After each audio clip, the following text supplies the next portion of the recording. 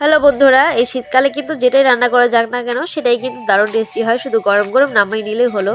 তো আজকে যেহেতু মাংস রান্না করেছিলাম, তো মেয়ে বায়না ধরেছিল ফ্রাইড রাইস করতে হবে। তো আমি বললাম ঠিক আছে, ঘরে যেহেতু মোটামুটি সব কিছুই আছে রাতে করে দেবো। তো পরে দেখলাম ঘি আর কাজু বাদামটা ছিল না, তো সেটা হাজব্যান্ডকে দিয়ে আনিয়ে নিয়ে তারপর চটপট করে বসিয়ে দিলাম। আর যখন রান্না করছিলাম তখন দেখলাম মশলার মধ্যে তো একটু দারচিনিটাও মিস আছে।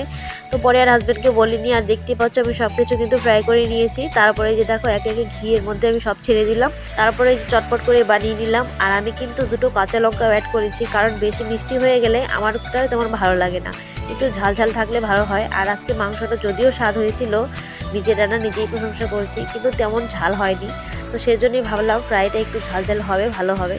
তো এই যে দেখো চটপট করে বেড়ে নিলাম। আর শুধু আমারই না, হাজবেন্ড আর মেয়েরও কিন্তু খুব দারুণ লেগেছে। তো তোমাদের ভিডিওটা কেমন লাগলো সেটা কমেন্ট বক্সে জানিয়ে দিও। আর যারা প্রথম আমার ভিডিও দেখছো তারা চ্যানেলটাকে সাবস্ক্রাইব করে দিও, আর এই ভিডিওটি ভালো লাগলে লাইক কমেন্ট শেয়ার করে দিও। Thank you.